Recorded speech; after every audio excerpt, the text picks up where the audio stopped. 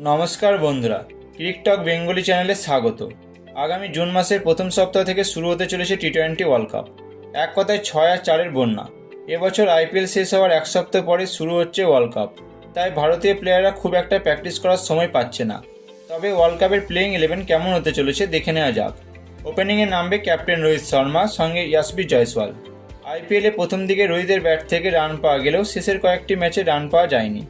অন্যদিকে ইয়াশবি জয়সওয়াল আজ হায়দ্রাবাদের এগেনস্টে সেমিফাইনাল খেলবে।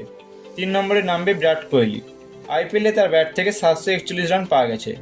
আইপিএলে এবছর বিরাট ওপেনিং করতে নেমে আক্রমণভাবে খেলেছে। তার ব্যাট থেকে 38টি 6 ও 62টি 4 পাওয়া গেছে। 4 নম্বরে ভারতের মিস্টার 360 ডিগ্রি সূর্যকুমার যাদব। আইপিএলে খুব একটা ভালো প্রদর্শন করতে দেখা যায়নি। 5 নম্বর উইকেট কিপার ঋষভ পান্থ। ভারতের দলে প্রায় 1 বছর পরে ঋষভ পান্থ ফিরে এসেছে। আইপিএলে তার ব্যাট থেকে 446 রান পাওয়া গেছে। 6 নম্বরে অলরাউন্ডার হার্দিক পান্ডিয়া। আইপিএলে এমআইয়ের হয়ে এবছর তেমন প্রভাবিত করতে না পারলেও ওয়ার্ল্ড কাপে ব্যাট ও বলে ভালো পারফরমেন্স করবে আশা করি। হার্দিক বর্তমানে ভারতের টি-20 টিমের ভাইস ক্যাপ্টেন। 7 নম্বরে অলরাউন্ডার রবীন্দ্র জাদেজা। আইপিএলে তার ব্যাট বল ফিল্ডিংয়ে ভালো দৃষ্টি আকর্ষণ করেছে সবার। 8 নম্বরে কুলদীপ যাদব। আইপিএলে দিল্লি ক্যাপিটালের হয়ে 16টি উইকেট নিয়েছে। অন্যদিকে যজুবেন্দ্র চাহাল 18টি উইকেট নিয়ে পার্পেল ক্যাপের লিস্টে 6ষ্ঠতম স্থানে আছে।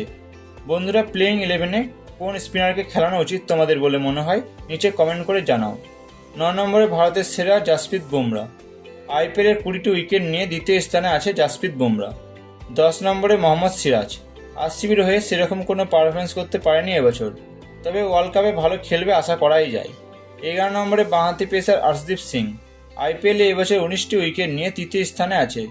বন্ধুরা, তোমাদের মতে ইন্ডিয়ার প্লেইং 11 কেমন হওয়া উচিত নিচে কমেন্ট করে জানাও। ভিডিওটি ভালো লাগলে লাইক শেয়ার করে চ্যানেলটি সাবস্ক্রাইব ও পাশে থাকা বেল আইকনটি বাজিয়ে দিও। ধন্যবাদ।